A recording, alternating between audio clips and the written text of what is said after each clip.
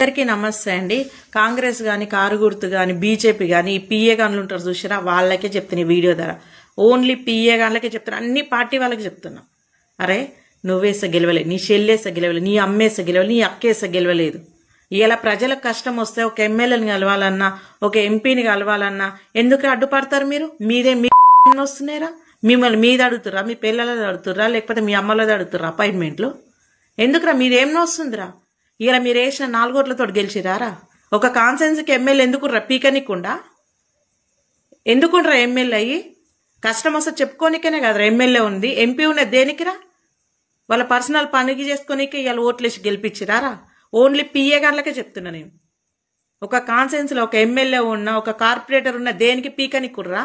జబ్బలగేసుకొని తిరగనికుర్రా? పైసలు సంపాదించుకోనికే ప్రజలు గెలిపించుకురారా? ఎందుకురా మీదేం వస్తుందిరా? ఎందుకురా కలవనియర్ మీరేంద్రా? దేవుడు వరం ఇచ్చిన పూజారడ్డు పడ్డట్టు మీదెందుకు వస్తుందిరా?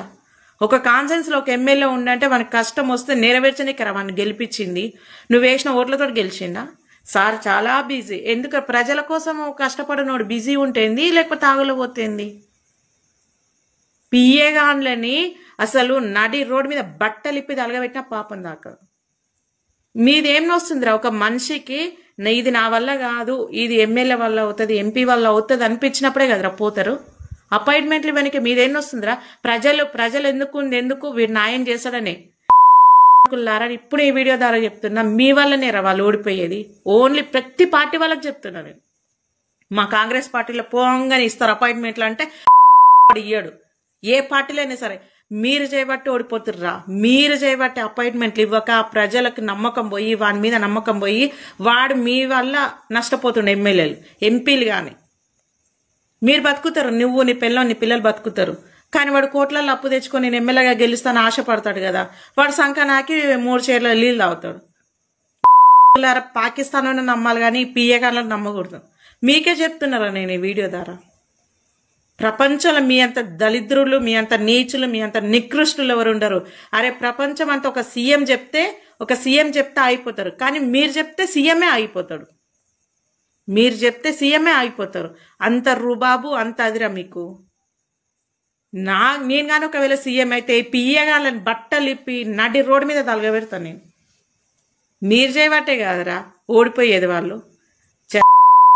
అపాయింట్మెంట్లు ఒక్కసారిగా పోయినా ఒక్కసారి ఇస్తేందుకు ఏముడుతుందిరా? పార్టీ కోసం కష్టపడ్డారా? ప్రతి పార్టీలో టీఆర్ఎస్ లో ఉన్నారు, కాంగ్రెస్ లో ప్రతి పార్టీలు ఉన్నారు. మీదేం వస్తుందిరా?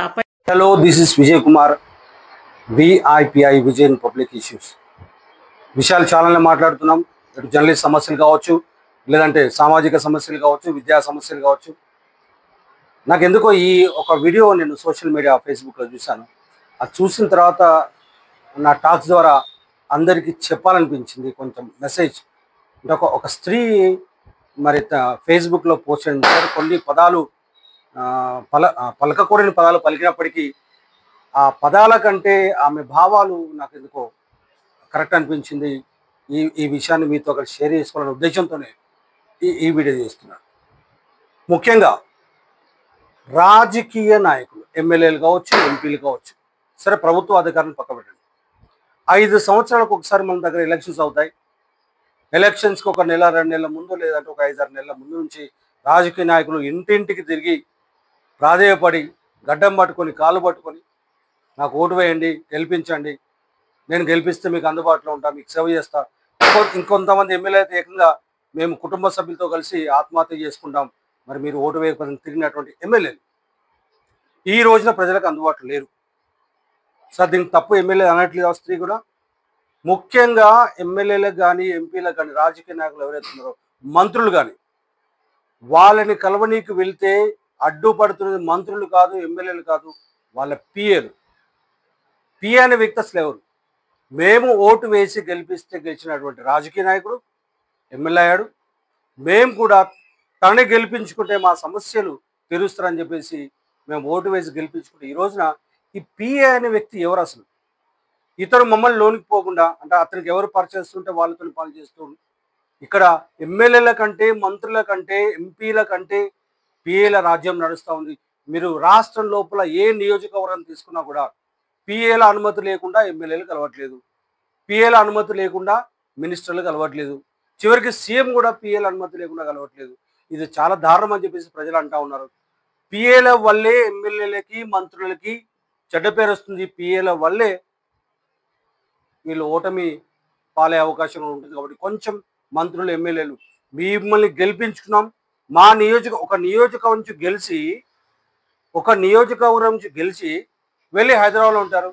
మరి మేమే గెలిపించుకున్నాం, మీరు వస్తే కనుక మా సమస్యలు తీరుతాయని తీరా మీరు గెలిచిన తర్వాత మీరు కారులో తిరుగుతూ ఇక్కడ ఉండకుండా హైదరాబాద్లో బెంగళూరులో ఎక్కడ తిరుగుతూ కనీసం వచ్చిన ఒక రోజు కూడా శంకుస్థాపనలు ఓపెనింగ్స్ తప్ప ప్రజా సమస్యలు పట్టించుకున్నటువంటి ఈ రాజకీయ నాయకులు ముఖ్యంగా మా సమస్యను వాళ్ళ దగ్గర చేరవేయాల్సిన బాధ్యత పిఏలు ఉంటుంది.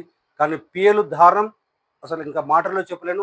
ఆ మహిళ చాలా ఘోరంగా ఆ పిఏలను తిడుతూ ఉంది. వాళ్ళని కొట్టాలి, తన్నాలి, రోడ్డు పైన పడేసేయాలి అని చెప్పేసి కొన్ని అనుకున్న మాటలు కూడా అంటూ ఉంది. కొంత క్లిప్పింగ్ పెట్టే ప్రయత్నం చేస్తాను. నేను చెప్పేది ఏంటంటే ఇప్పటికైనా మంత్రులు ఎమ్మెల్యేలు 5 సంవత్సరాలు పదవిలో ఉంటారు, 1 సంవత్సరం గడిచిపోయింది. ఈ 4 సంవత్సరాల మిమ్మల్ని గెలిపించినటువంటి ప్రజల సమస్యలు పట్టించుకోండి, వాళ్ళ గురించి ఆలోచించండి. పిఏలు మారాలి, మీ పిఏలు ఏం చేస్తున్నారో ఒకసారి ఆలోచించండి. వాళ్ళు ఎలాంటి పనులు చేస్తున్నారు, ఎవరిని అడ్డుపడుతున్నారు, ఎవరిని పంపిస్తున్నారు, ఇదంతా కూడా ఆలోచించాల్సిన అవసరం ఉంటుందని చెప్పేసి ఎప్పుడైతే సోషల్ మీడియా లోపల నేను ఆ మహిళ వీడియో చూసానో వెంటనే మీకు చెప్పాలనిపించి చెప్తున్నాను. ఆ వీడియో క్లిప్ కూడా మీకు కొంచెం పెడతాను. Thank you. నేను విజయ్ కుమార్.